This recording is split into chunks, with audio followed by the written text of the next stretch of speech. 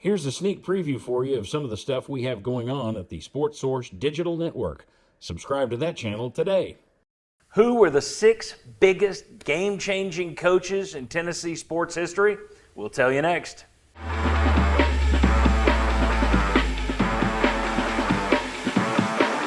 Go.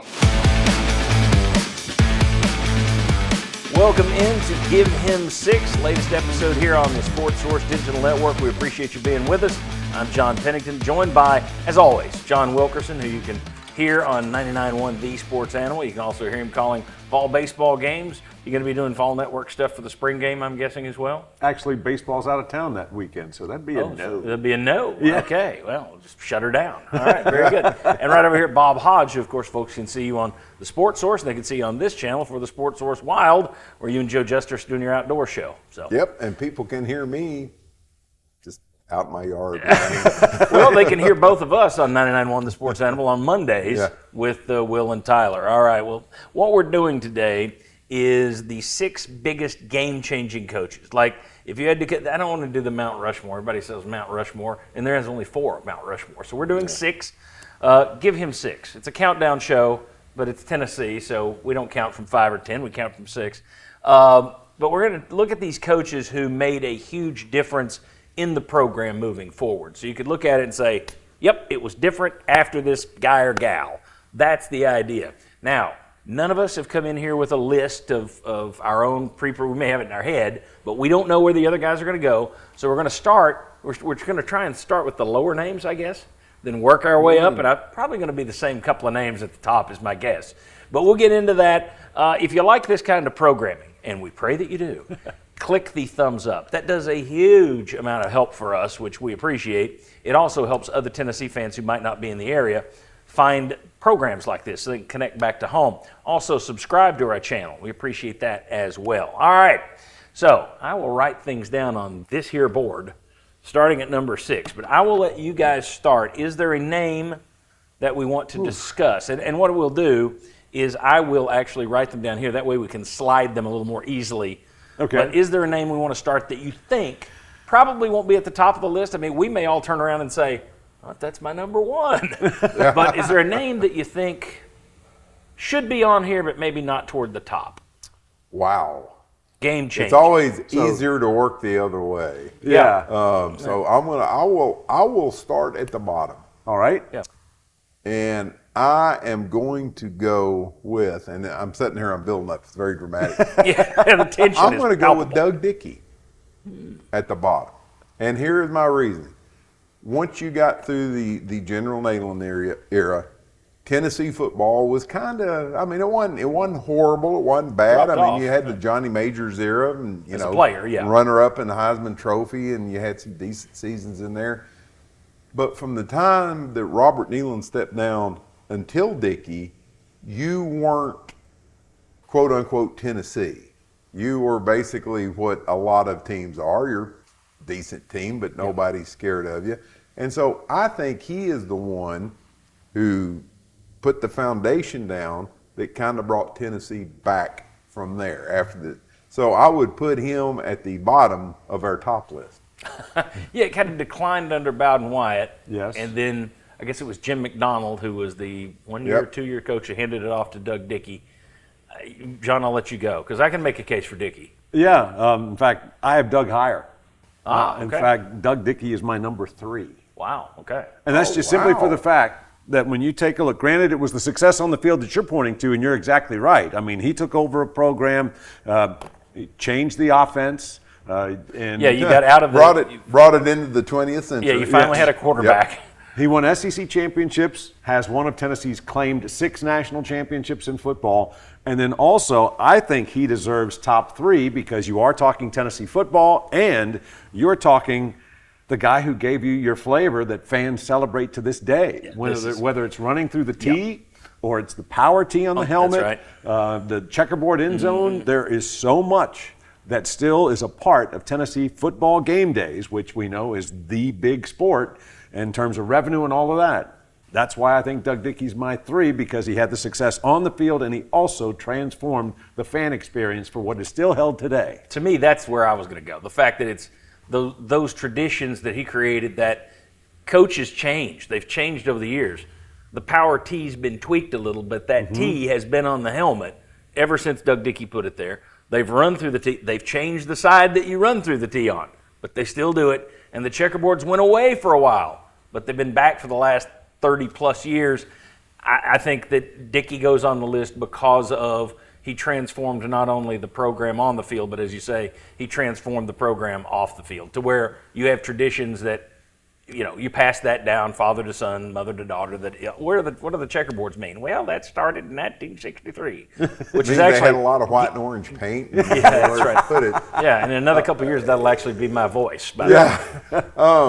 Now I feel bad. No, don't. Why? Because you've convinced me. I had him too low on the list. Well, we'll figure it out. Because I was just looking at wins and losses, and if you go back and you look at Tennessee, Neyland comes in the 20s, and you have just this fantastic run, and then you get bumpy after he left, and so I was just looking at it from the wins and losses, and didn't take into consideration, the checkerboard end zones, the T on the helmet, all of these things that live on to this day. And so in just a little bit of argument, you have swayed me that he should go higher. Who thought about putting Doug Dickey at number 6?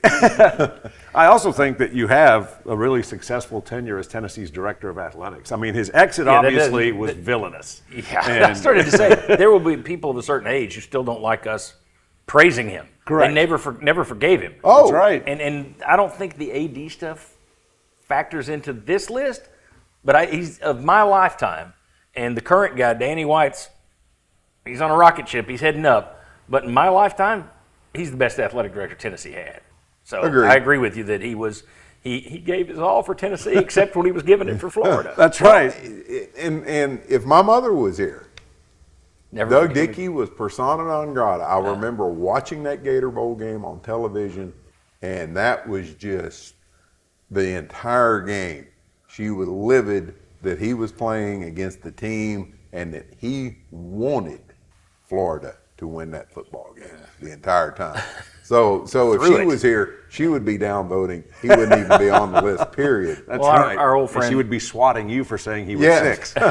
our old buddy Bobby Scott always talks about that was one of his favorite all-time games when finally got a chance at Doug Dickey after he'd switched sides there and they whipped his fanny. Yeah. That's Bobby Scott for you. I have the 45 of the song, really? the Tricky Dicky, the song that came from that. Wow. Oh, You still have that? Yeah.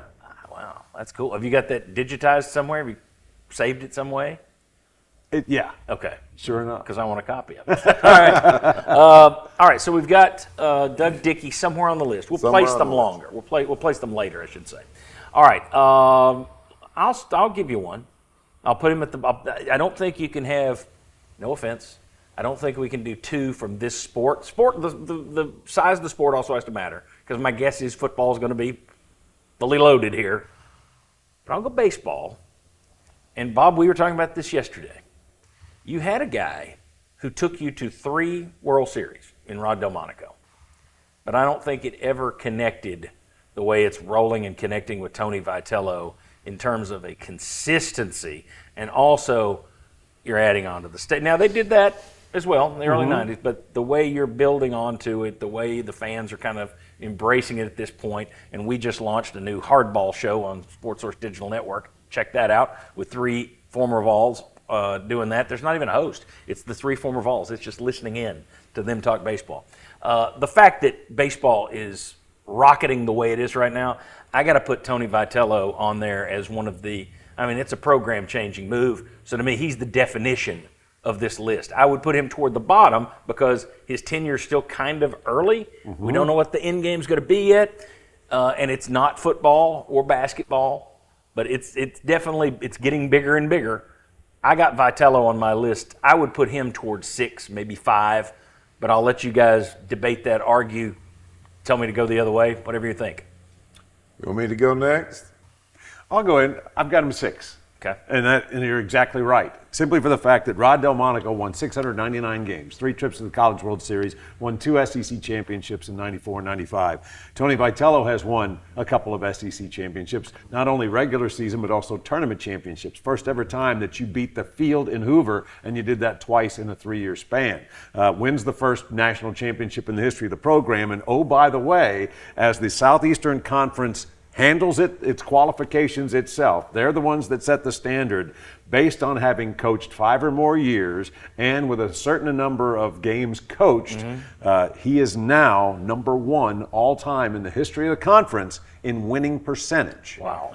So that's more than Skip Bertman. That's who he was tied with by percentage points. They got it wrong, by the way, because they give Skip a little bit more than he should have because they didn't do the ties. But anyhow, Tony Vitello, and you're right, it's fair to say we don't know where this ends. Right. But with everything that he's done, and you can say that Tennessee right now has the best coach in its sport in the nation.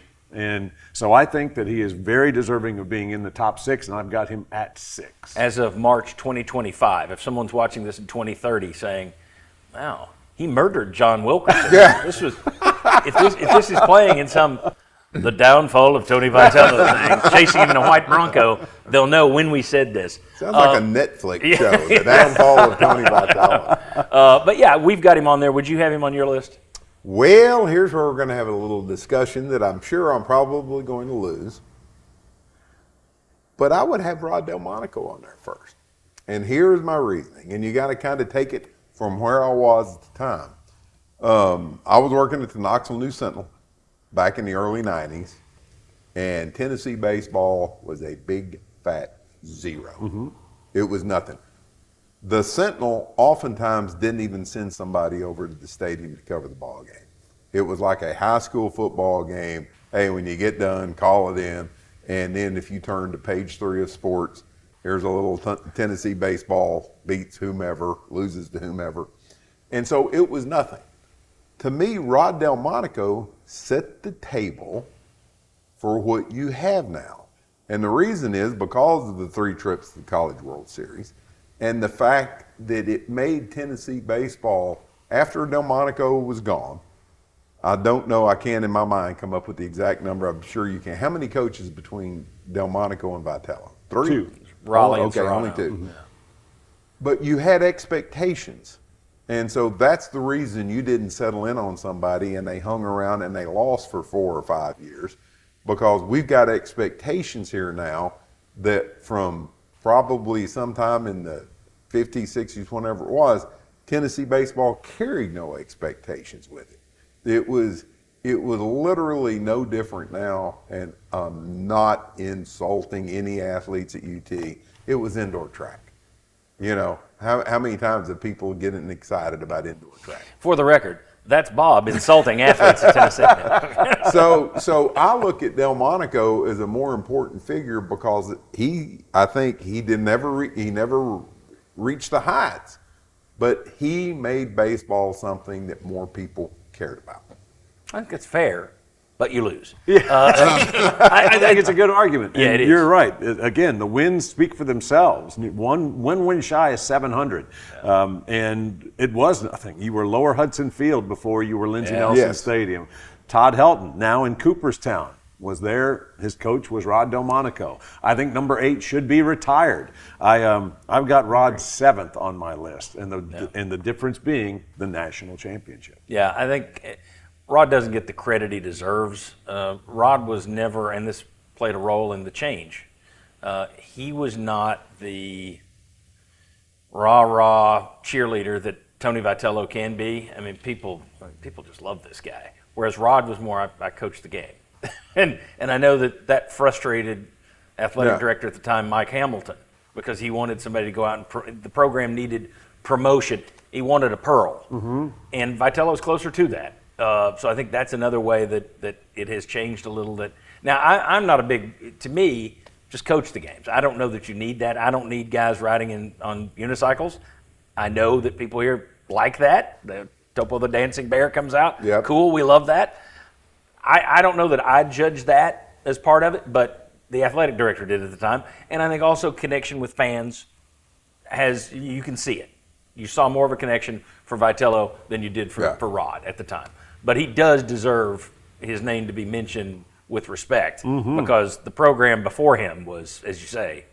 Well, see, and I think the other stuff that comes with you're talking about, the dancing bears and unicycle, when you got a good coach, that's a bonus that he's a good coach, and you also get this other part of it. I have been at 2 outdoor functions, and Tony Vitello was a guest to come in and just speak for a few moments, and the places went absolutely nuts.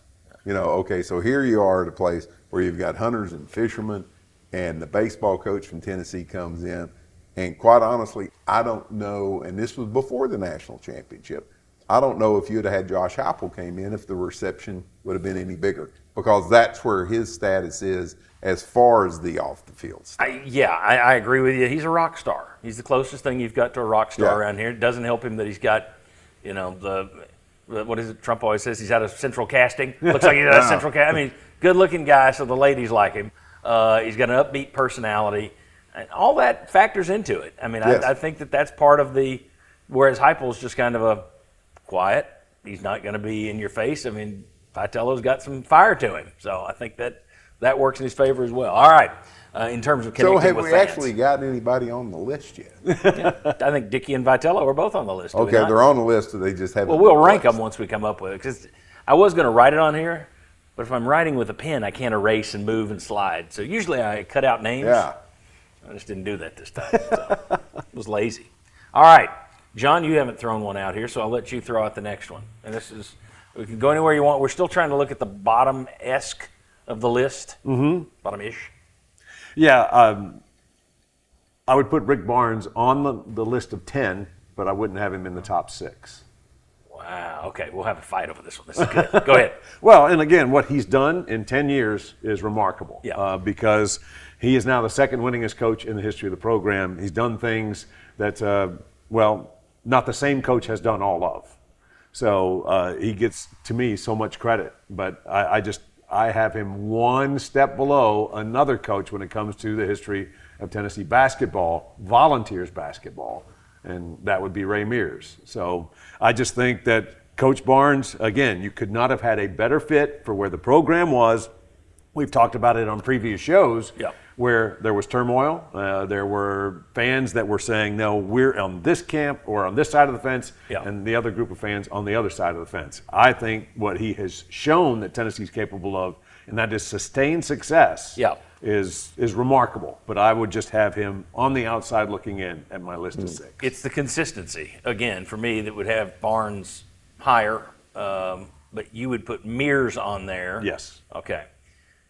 I mean, it's hard to argue because I need a bigger list. Well, here's the thing. Well, it's the tough thing about doing 6 every time we do this. It's tough. I mean, you should have seen Marlon struggling to whittle down the outrageous moments from Kiffin and Dooley to only 6. The thing about Mears, he did do the things we talked about with Delmonico. He breathed life into a basketball program. He had people here caring. I always count off, and it's not fair. It's not fair because the tournament was different then. He didn't get the benefit of going in a round of 64 and playing Wofford or University of Pacific at wherever. I think that. But they also lost to VMI, so see, it was a different time and a different place because those programs could have their team that is just exactly right in lockstep with the others. Yeah, but he didn't get the benefit of having now if you get a first round, you're probably getting an automatic win. Most teams do if you get a good seed. He didn't get the benefit of that. It was just the conference champion. Unfortunately, he was in the same league when Adolph Rupp was the greatest coach in the world. Also, there are a lot of... And that's a name you don't hear very much anymore.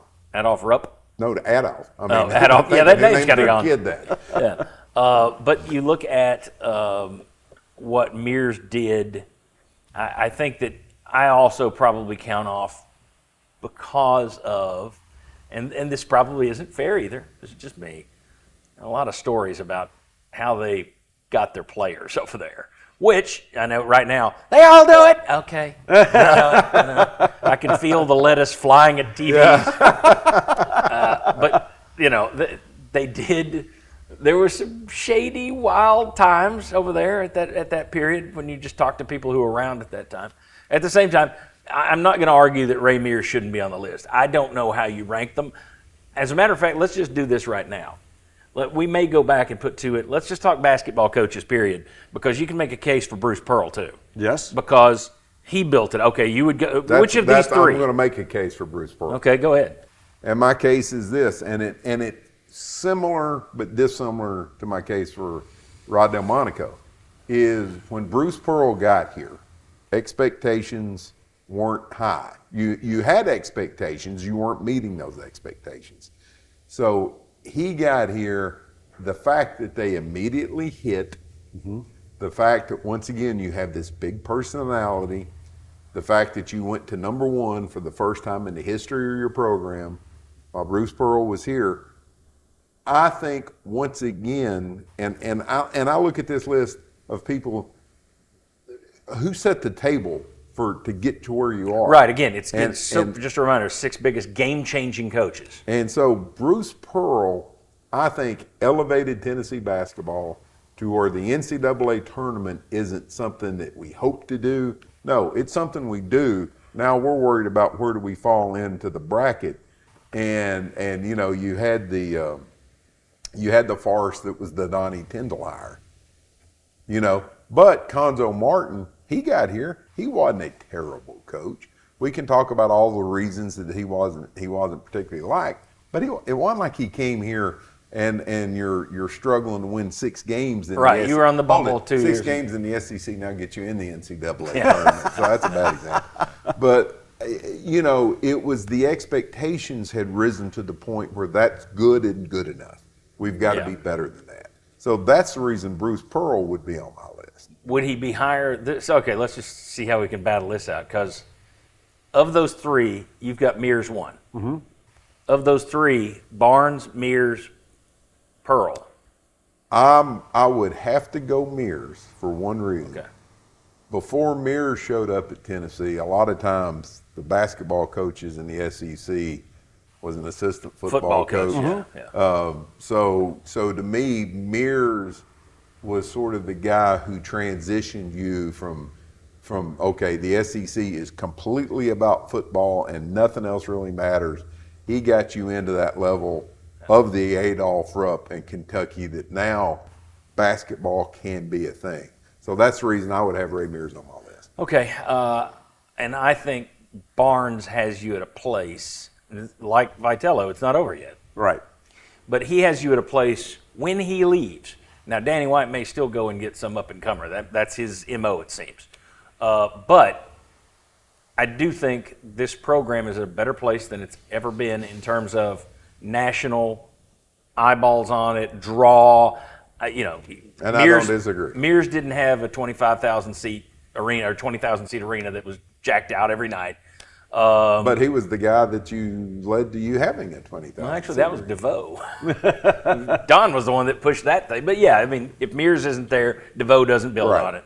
But to me, Barnes has it in a place where national guys would look at it and say, that's one of the top jobs in the country. I don't think they would have even said that after Pearl because he wasn't long enough. It wasn't sustained. Agreed.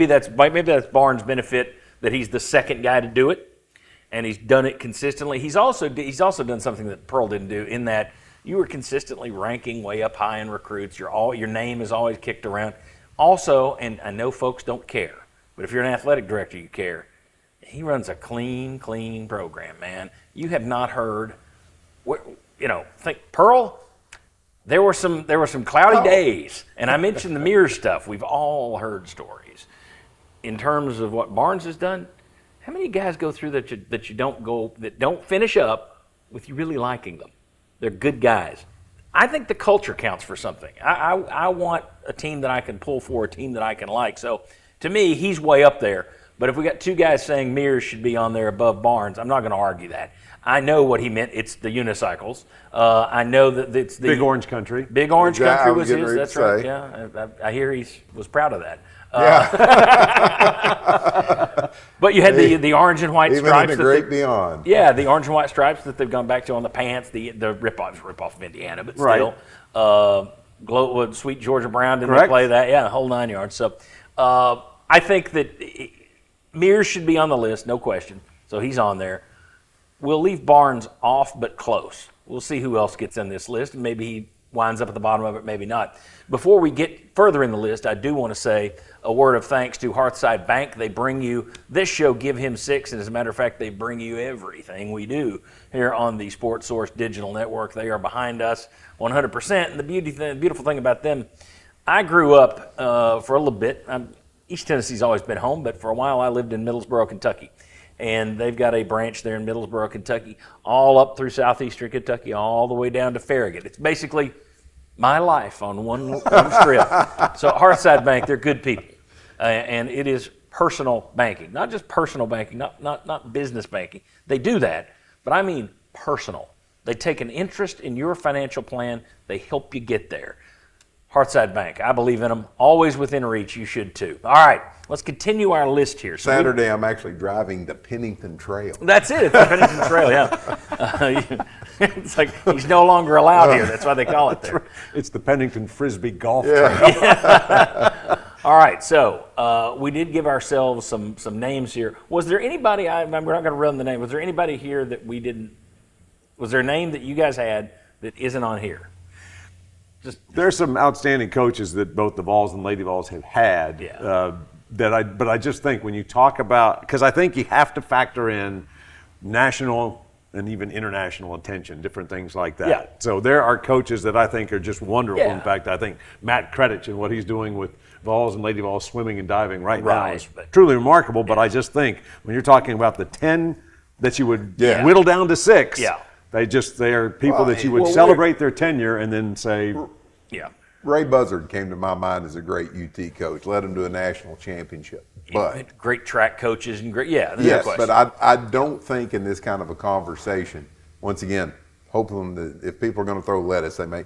That's not what this talk is about. No, I mean, everybody knows what the attendance is. And everybody knows what the attendance is for all these sports. Yeah. Football's always going to be king because none of these other sports are going to have 100,000 people show up. So that's no knock, that's just a reality. And you can also go by, let's look at the budget. Which ones Yes. bring the most money in? Yes. That's it. So we're kind of going with, there are 5 major sports at Tennessee. 2, football and men's basketball are the revenue sports. Baseball, thanks to what Rod Delmonico and especially Tony Vitello have done, that's getting up there. Lady Vols basketball, due to somebody we'll probably have on the list, that's going to be on there. And then due to another, say, couple, another sport, softball, may be on the list. So those are the 5 areas we're kind of looking at. We'll see if I don't know that some of those people will be on there, but that's kind of where we're looking at. So not track, not rowing, nothing like that. So no offense to them. Mm-hmm. All right. Who wants to go next? Who wants to nominate somebody? Because we're getting toward. I mean, is there anybody that's not in a sport we've mentioned so far? Do the weeklies belong on the top 6? I think they've done a great job, but I wouldn't have top 6. Yeah, and they've created a national power / program That was where there really wasn't off the one. map. That's right. Yeah. Yeah. So, but I would say no, and I would- that's just again in comparison to those that I have in my 6. I mean, the winning speaks for itself. It's just that again, I would not have them in the best of the best. I wouldn't either. I mean, like great coaches, built a fantastic program, but the program isn't where these other programs are. And that's also No still fault of theirs. to be determined. That's right. If So, they win a national, if Karen Weekly wins a national championship, okay. And then do we just take old Ralph and say, you're out? Yeah. All right. Then, so we've covered baseball coaches. We've covered basketball coaches. That leaves us to football and Lady Vols. Okay. I think I'm going to go ahead and just throw the name out here and we'll debate it later, but Pat Summitt's going to be She's gonna probably be- 1 or 2. Going to be talked about. Pat Summitt on the list. All right. Yes. So then let's look. That gives, do we all agree that Summitt, Dickey, Vitello, Mears, those 4 are definitely on our list? Because that would mean there's not much room for other football coaches.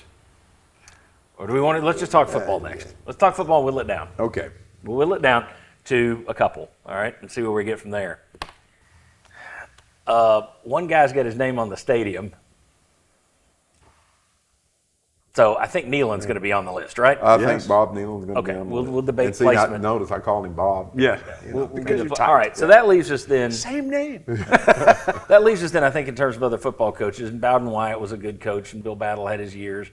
And Josh Heupel's done a good job. But again, that's too early Yes. for me. But Johnny Majors, Philip Fulmer. Majors rebuilt it. Mm-hmm. Fulmer took it to a national championship level when he inherited a really good program. I would go Majors because he rebuilt it. Whether he's in the top 6, I will debate that in a minute. But let's figure out Majors Fulmer. I would go Majors, though Fulmer took it to a little bit bigger height with a national title. Hard to ignore that. But I just think if Majors doesn't do the heavy lifting, and I also give Majors credit, he did the heavy lifting at Iowa State. He did the heavy lifting at Pittsburgh. It wasn't a fluke he did it at Tennessee. Mm-hmm. So I give him credit for building it up, and then Fulmer took over a program that had won a couple of SEC titles just in the 3 years before him. So I go Majors. What do you guys do if you had to pick between Fulmer and Majors, John? I'll make you go next. Yeah, I've gone back and forth, and I think in a previous show that I had Majors ahead of Fulmer. In this list, I've got Fulmer ahead of Majors, and that's just simply for the ultimate prize, winning the national championship. And again, he's not at Tennessee if not for Johnny Majors. And so he was here in place to take the reins as he did. But I just think, took them. Yes, he did. So, and again, I snatched them away. Yep. And I realize, and there are great arguments. The reason I have Coach Fulmer again is that the crystal football, as well as it's with him in place that you get Peyton Manning, who has been the ambassador not only for Tennessee football but seemingly all Tennessee athletics ever since.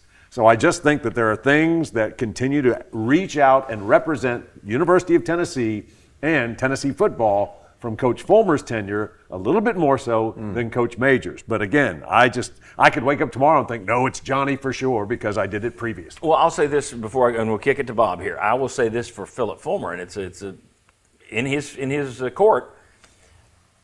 Now it's almost like it's forgotten nationally, but having that other national championship. If your last national championship was 1951.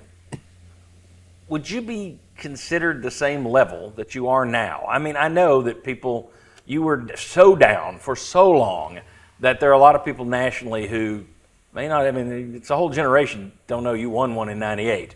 But for people who are 30 and up, it gives you a little different look on the program. So literally you could make the case, he changed it. He changed the game. It was a game-changing move to get that national title, and Tennessee has benefited from that from then on. You could make that case. I still got Majors over him. What do you do? Well, you said it a minute ago when you said Majors Fulmer, because unfortunately I have them tied that closely to each other. I mean, I think you don't have Phil Fulmer if you don't have Johnny Majors. Johnny Majors brought you back up off the deck, but you didn't reach the pinnacle. I have a hard time separating Fulmer started here and got to here, and Major started here and got to here. So which one of those is the greater accomplishment? And if push comes to shove, and I have to pick one, and John, I'm like you. If we come back over here after lunch, I might change my mind depending on how good lunch is. I would go right now Majors, but it is by a scintilla. And it is because, like Dickey, he had to rebuild something. And back in the 70s, you were always flirting with 500. How many years did you not go to a bowl game? Back when it was tougher to get to bowl games than it is now. But you didn't go to bowl games. I just think Majors bringing it back. Would some people nowadays ding him, say, well, it took him 7 years. Oh, you wouldn't have lasted. I mean, these days you're not going to have 7 years to rebuild a program. You're gone after 3 probably, maybe 2.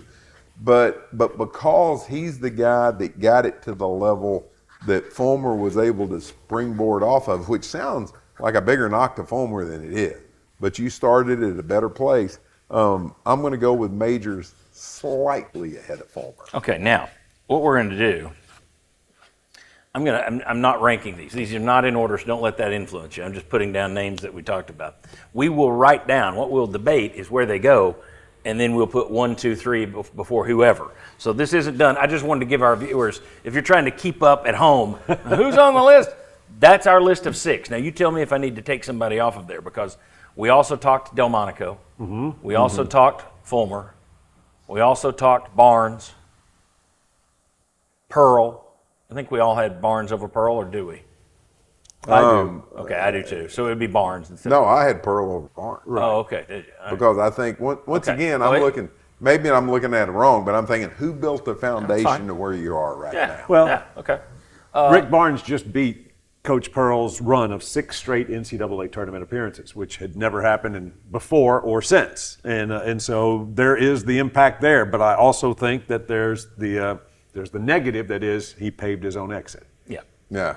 And you had, a lot of off-court stuff. That It was literally every month, every week. There was something every year that was a big your, story. Your greatest win, one of the greatest wins during the Pearl era, was because half your team was suspended. Yeah, Kansas game. Yeah. So, all right. So is there anybody we take off here to put Barnes or Delmonico or Fulmer on there? That would, and I know individually, yes, we've already made our cases, but as a collective, is there anybody that we agree? All right. I would say when all is said and done, it probably should include both Fulmer and Majors, but since we're talking about just their impact on the sport and or game changers. Yeah. Well, let's. So what you're saying is, but no, in my list, Vitello I don't off. yeah. What's that? So here, I'll just let you mark through Vitello's name. And that's what led to the murder of John Wilkes. So when you're watching this in the off future, the list. yeah, the downfall of Tony it's Vitello. the red pieces of yarn on the wall. Started right there. Yeah, That's right. Was he in Dallas? yeah. So are we good with this 6? Well, Or no? I'm good with the fact that you guys both believe Majors over my inclusion of Fulmer. I'm close. So, I'm close so either way. anyhow, that means those 6 spots are what my list are. Okay. So this was your exact list. Again, I with came the in exception of Fulmer for Majors. Yeah. Yes. I came in without one because I wanted to play with an open mind. But that's fine. All right. So then the next debate is who goes, what's number 6? I mean, Majors had the hardest time getting in there, but that was between football coaches. Do we agree that it's Tony is 6? Yes, I think would. that's where I would put him. Yeah, I think so. Okay, so Vitello 6, which is awfully good for a baseball coach who is still in the early goings, you would hope, of his career here. So that's a heck of a statement. So he's at 6 already. Does Mears go ahead of any of the football guys? I do not have him ahead of any of the football guys. And that's, again, just talking about how football is king. Yeah. So Mears would be the very best in my book for Tennessee basketball, and that would be number 5. Yeah, and I would have had Barnes on here, so I would put Mears 5th. I would put Mears ahead of Majors. Mears ahead of Majors. Yes. Once again, simply because the foundational coach of your basketball program is Ray Mears. Okay. Everything comes up. He has a road named after him. I mean that's big.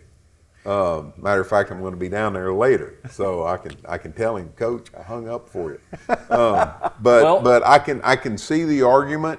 Yeah. Well. But I think major program, your number 2 major program, and this is the guy who puts you on the map. So I would put him ahead of Majors, although Majors, and Dickey both are the guys that brought your major program back from the dead. Did he convince you? No. No, me either. Okay, so Mears is 5th. Let me come at it another way. All right, so Mears is 5th. That leaves right to carry. All right, so I'm going to guess Summitt and Neyland are going to be 1, 2 on this list, one way or the other. Correct? We agree with that. All right. Yes. So that means we got to choose who's 4 and who's 3 between Majors and Dickey. Now, we talked about Dickey. Does the athletic director stuff count into it? No. We haven't mentioned the majors was until Peyton Manning, he was your favorite all-time player. He was your most decorated. He was your guy. That doesn't count either. So it is strictly Dickey the coach and what he accomplished, Majors the coach and what he accomplished and what he did. Which one changed the program more? Wow.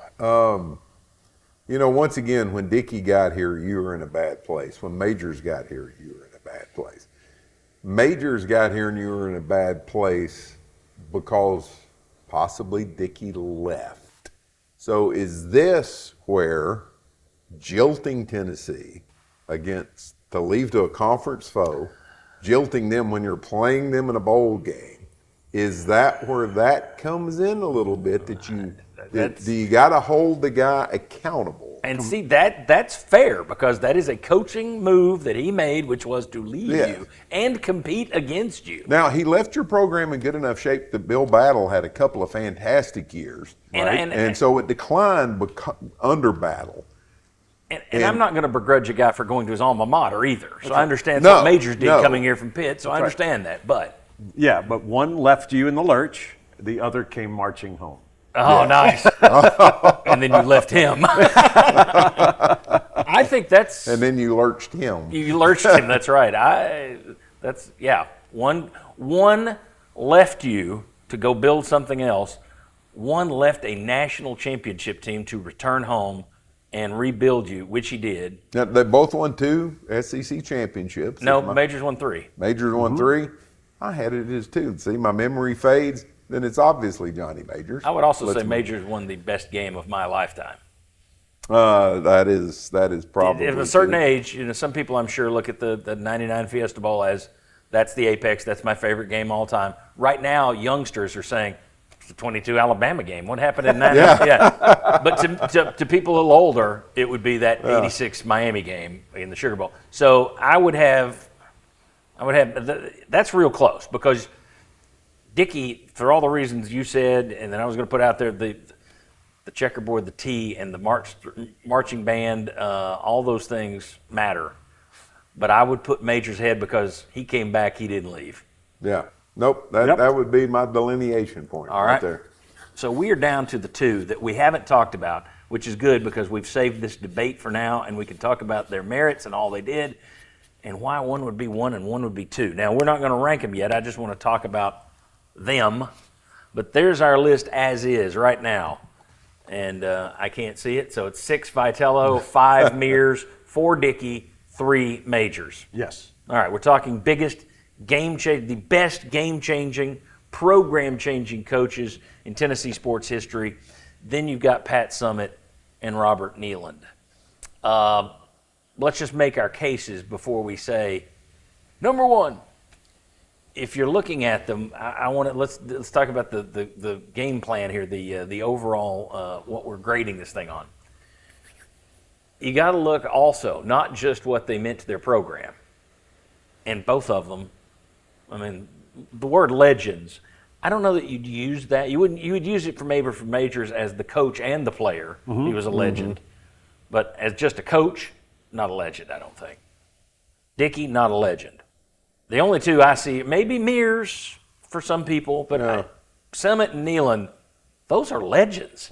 Sure. So that goes into it, but also not just what they meant for their program in terms of building them, but what was their impact nationally, the national perception of the school, also for their sport. And we could get into that because I know that's a lot of people are going to say, well, she made women's college basketball for Pat Summitt. We can debate that, but Neyland, Summitt, is there a reason we can do this now? What's the reason for one being ahead of another? Is there a criteria I left out? And a lot of people are going to say, well, this is easy. Maybe even one way or the other say it's easy. I don't think it is. I don't either. Because, and I'm not going to make a case for one right now, but you're looking at somebody who basically, I don't want to say she didn't invent the sport of women's college basketball, but after her passing, Gino Auriemma said, we stand on her shoulders. Yeah. And there's a lot of truth to that. that everywhere that women's basketball has gone in college, and I think you can even say WNBA over the course of the recent couple of years, a lot of it comes back to Pat Summitt. And so you built this entire universe, or you were one of the people who built this entire universe. So to me, now you're talking about the person who basically built, speaking of Robert Neyland, the University of Tennessee is an athletic department and everything that has come since. So that's where the argument is. Yes. And I'm not arguing right now one or the other. I'm just saying, to me, that's what makes it hard. I think it's very hard. I've gone back and forth based on exactly what you just highlighted. When you look at the reach and the impact of one, and not just nationally, globally, that's where Pat Summitt is.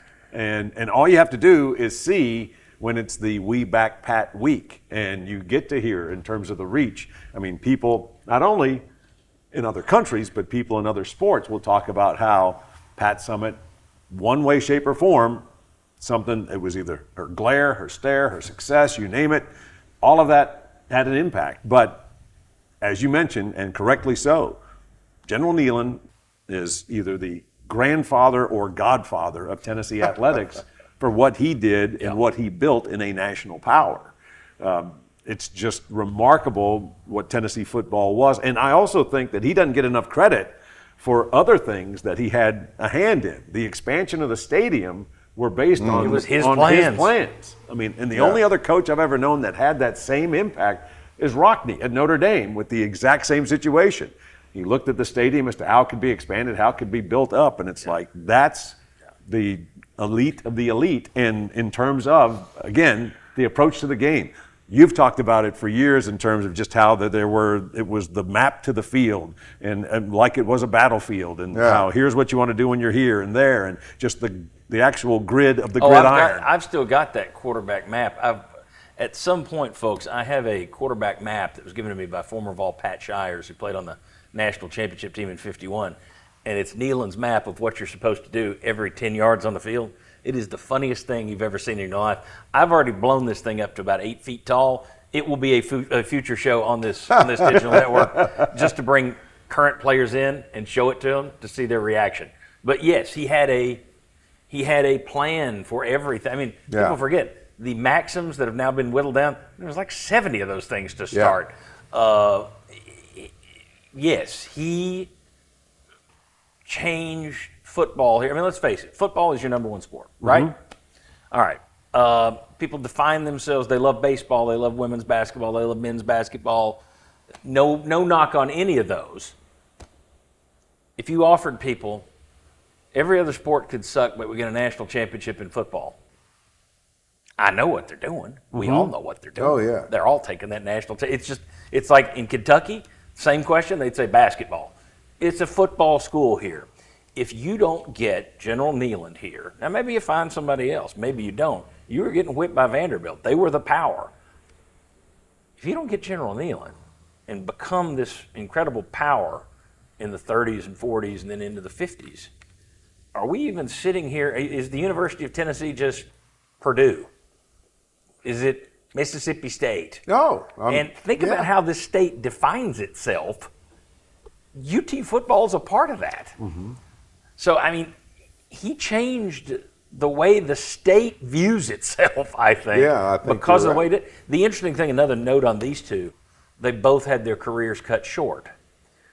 Against her will, Pat Summitt with the dementia diagnosis. Robert Neyland choosing to go into the Army and twice left. Mm-hmm, imagine if he had been here rolling up victories. Now, a couple of years you didn't have a football team during World War II. I get that. But there were times where he was in the military instead of coaching here. Would he be a bigger national name than he is if he had been here all that time, if he'd run up more wins? That's an interesting deal because, as you made the case, Pat Summitt has an international name. I don't know that Robert Neyland's name this day nationally is, I think people around the country know the stadium, but when you're talking about great old coaches, I think a lot of people these days start with Bear Bryant. And what all came before Bear Bryant Newt Rockney, there's another example, has kind of been lost into the mist of time. You know, and John, you kind of made the point I was going to make. If you don't have Neyland, then you may not have Summitt. Mm-hmm. Yeah. And so building the athletic department, making UT a place where athletics are taken seriously. So you know, I don't want to give away my final vote, but I think I just did. But without one, despite the other being just so huge, without Neyland, do you even have something? And here's the other thing: women's basketball since Pat has slumped. There's no debate. Now, you're not awful. You've been making the NCAA tournament. Yeah. You made some Sweet 16s. You had an Elite 8 run. You may get back there. But it's the interest level around town has dropped. It has. It's just dropped. Even when Tennessee's football interest has dropped, it's still 50, 60,000 people of it. People will say, no, we're there, win, lose, or draw. No, you're not. Sorry. That first year under Josh Heupel, you had some 60,000 in the seats day. And that's perfectly fine. That's like most places. That's nothing wrong with that. Passionate fan base. But even when football drops off, it doesn't drop off like women's basketball does. Again, it goes back to football is just king around here. So that has to be factored in as well. Let me play devil's advocate on one. All right? And just before I get killed, I want to throw this out here.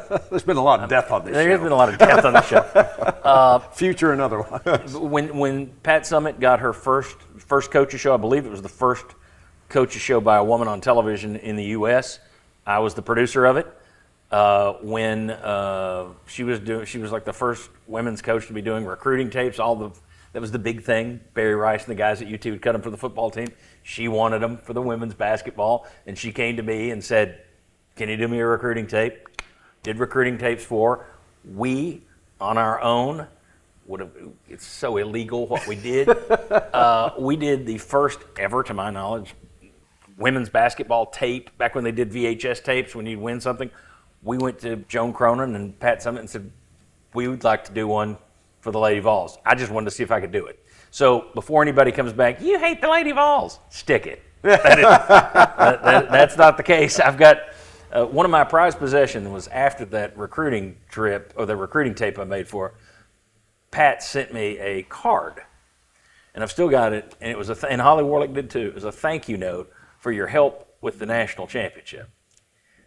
Yeah, I didn't help with the national championship. I cut a tape. But if you don't think I have respect for Pat Summitt, you don't know me and you don't know what you're talking about. That said, I will now play devil's advocate. The idea that she built the sport single-handedly. Remember, it took her a long time to get to the top, the pinnacle.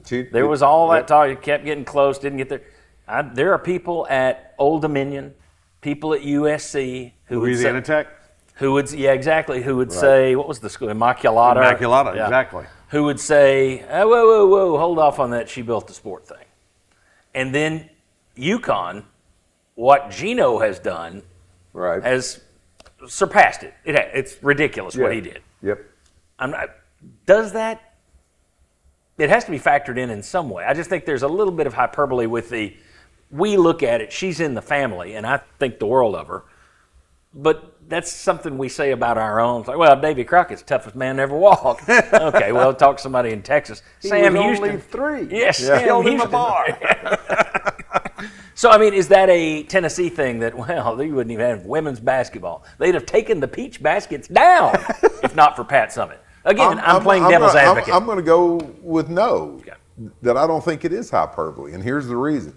Because from Immaculata, back when the Lady Vols were playing in the, what was the? AIAW? Yeah. Yeah, but what was the gym they played at? Alumni gym. Yeah. Exactly. From Alumni Hall. Alumni Hall. There's a free ad for Alumni Hall. Alumni Gym. So from Alumni Gym to get it to where, let's say at the end of her taking it to the peak, I think the reason that it's not hyperbole to say because she was the one that was there from the beginning with Immaculata. I think they won 2 years in a row, didn't they?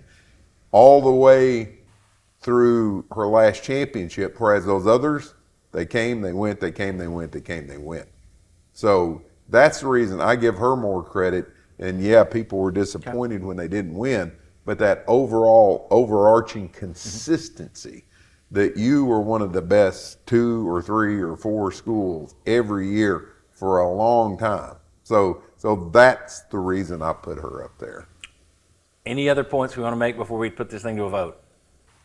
I just think there are great arguments for both. But I also think that both not only impacted the players that played for them, but also coaches that looked at them in terms of the examples that they set. Yeah. And there's another good one. How many coaches in this country are still using Neyland's maxims because their coach used Neyland's maxims because their coach used Neyland's maxims because Neyland used the maxims? Yeah. I mean, that's Well, and something else. a reality. There are things that he taught to guys who passed it on and passed it on. And you got to go back decades for it to really be meaningful. But he had a heck of a coaching tree. Yeah. Yeah. Well, a Coach of the Year award is named for one of his former players. Yeah. So, So that's something else. But yes, I'm ready to vote. Okay. Are we Pat using Chads? No hanging chads. You're the guest. We'll force you to go first. Pat Summitt or Robert Neyland? I said it earlier. Because of Neyland, you set Tennessee up as a school where sports mattered, and because sports mattered, the Lady Vols mattered. So I think you got to go, and once again, the guy that set the table, I'm going to go Neyland. Okay. John Wilkerson.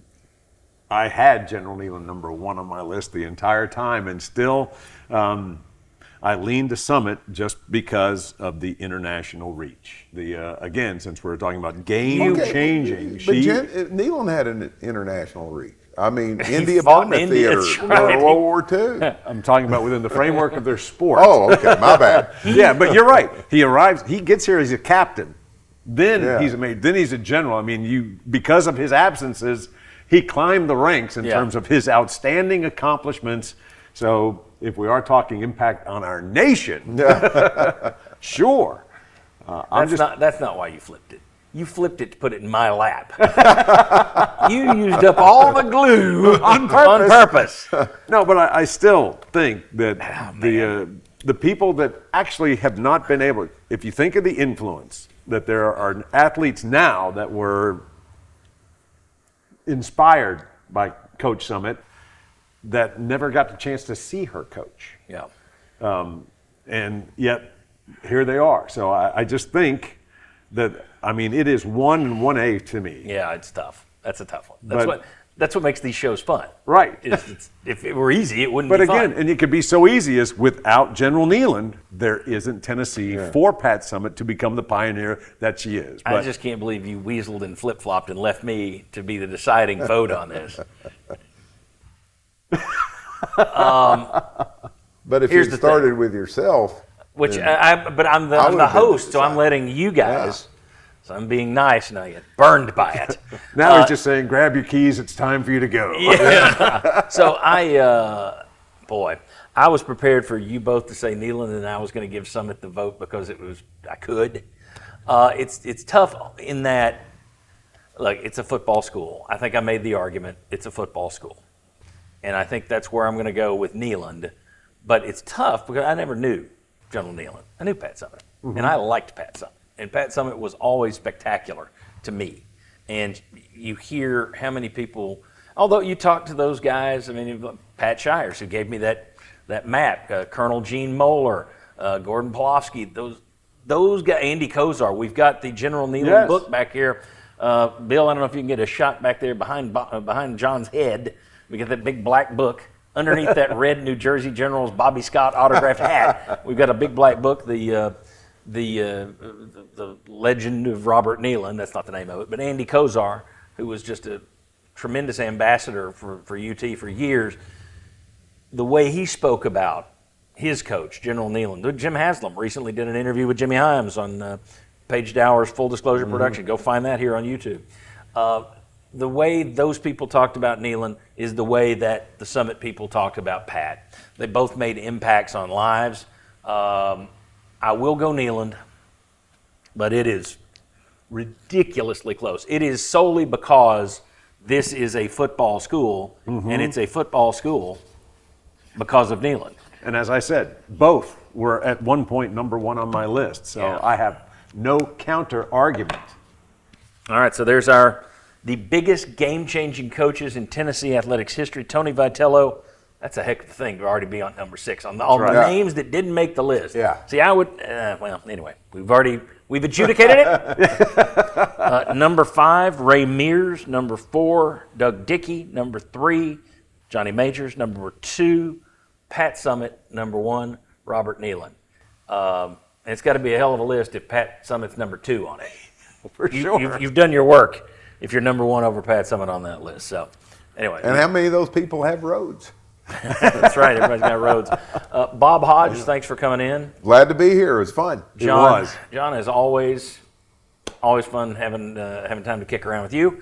Thank you for being here. Appreciate it. We'll come up with some other new idea for next week. And we do this on a weekly basis, or at least that's the goal. Usually weekly. It kind of depends on your travel schedules with the baseball team. But go ahead, click that like button. If you've watched this, just find the thumb, whether you're on your phone, whether you're watching it on television, click around until you see the thumbs up. Click the thumbs up. It helps other people find shows like this, other Tennessee people who may be living in Butte, Montana, or in Hackensack, New Jersey. I always use Butte and Hackensack. But this will lead them to this show. Also, subscribe for us. We'd appreciate it. Right here on the Sports Source Digital Network, brought to you by Hearthside Bank. Thank you.